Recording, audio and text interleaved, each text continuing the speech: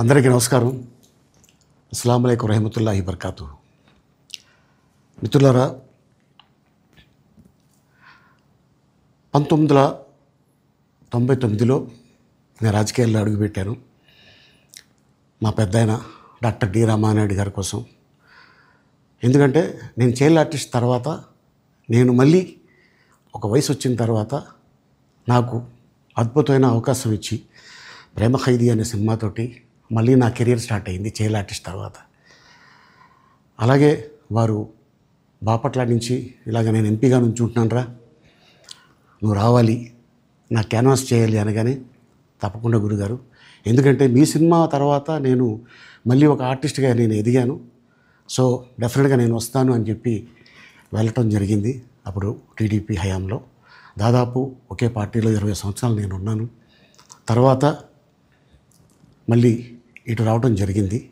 నాకు అన్నం పెట్టింది ఫస్ట్ నా తెలుగు ఇండస్ట్రీ, నా తెలుగు ప్రజలు, ప్రేక్షక దేవుళ్ళు, నా నిర్మాతలు, నా డైరెక్టర్సు, నా హీరోలు. ఈ రోజున ఈ రేంజ్లో నేను ఎదిగాను. 45 సంవత్సరాలు ఇండస్ట్రీలో ఉన్నాను. దాదాపు 1200 సినిమాలు పైచిలుకు యాక్ట్ చేయడం జరిగింది. 6 భాషల్లో యాక్ట్ చేయడం జరిగింది. ఓకే, నేను దయాగుణం ఉంది, భగవంతుడు ఇచ్చాడు కాబట్టి నాకు రాజకీయం తోడైతే కొద్దిగా 10 మందికి నేను సహాయపడగలను అనే ఉద్దేశంతో రాజకీయాల్లోకి వచ్చాను తప్ప రాజకీయాలు చేయాలని రాజకీయాల్లోకి రాలేదు. ఇండస్ట్రీ నాకు ఇంత మంచి లైఫ్ ఇచ్చింది, నేనేం చేస్తే బాగుంటుంది అని నలుగురిని చూసి నేను ఒక ట్రస్ట్ పెట్టుకున్నాను మా నాన్నగారి పేరున.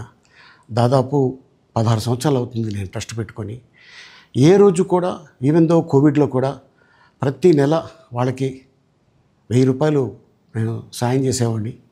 కోవిడ్లో కూడా ఆపకుండా అలా కంటిన్యూగా సాయం చేస్తూనే ఉన్నాను. చాలామందిని నా కుటుంబంలో అవ్వచ్చు, బయట వాళ్ళు అవ్వచ్చు, చుట్టాల్లో అవ్వచ్చు, చాలామందికి చదివించాను నేను. అండ్ అలాగే మా తల్లిదండ్రులు నాకు ఇచ్చిన ఆ ఒక గుణం అది అందరితో పంచుకోవాలని చెప్పి ఉద్దేశంతో నేను ట్రస్ట్ కూడా పెట్టుకున్నాను.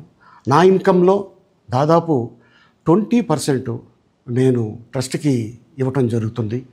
గతంలో కూడా చెప్పా, ఫారిన్ కంట్రీస్లో ఏదైనా ఈవెంట్స్ చేస్తే దాంట్లో నుంచి 60% ట్రస్ట్కి వెళ్ళి 40% నేను తీసుకునేవాడిని. సో ఇట్లాగా చాలా సేవలు చేసి ఉన్నాను కాబట్టి ఈ మాట కూడా నేను మీకు చెప్పుకుంటున్నాను.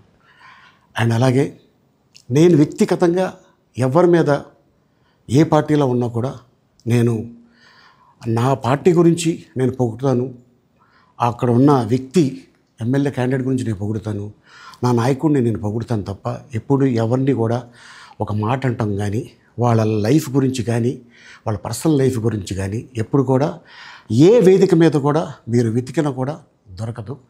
అండ్ అలాగే సో నేను ఈ రోజున మీ ముందుకి రావడానికి కారణం ఏంటంటే, నేను ఏ పార్టీ మనిషిని కాదు, ఏ పార్టీ సపోర్టర్ని కాదు, ఐఎమ్ జస్ట్ కామన్ మ్యాన్గానే ఉండి ఇక నా సినిమాలు, నా షూటింగ్లు నేను చేసుకుందామని చెప్పేసి అనుకుంటున్నాను. That's it.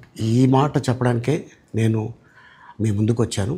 సో నేను ప్రతి 5 సంవత్సరాలకు ఒకసారి ఎలక్షన్లో మీరు వెళ్ళి ఎలా ఓటేస్తారో నేను కూడా ఒక కామన్ మ్యాన్గా వెళ్ళి ఓటేసేస్తాను.